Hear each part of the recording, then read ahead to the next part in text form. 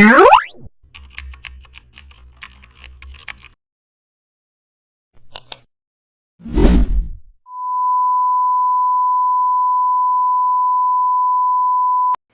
are explore how to create cinematic shadow tones. How to create cinematic shadow tones. Start by opening your photo in Photoshop and duplicating the background layer to preserve the original while developing deep tonal styling. Add a curves adjustment and pull down shadow regions slightly to establish richer darkness without losing texture.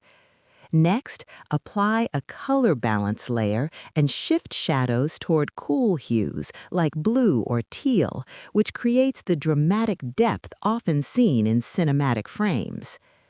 Insert a gradient map using dark complementary tones and reduce opacity so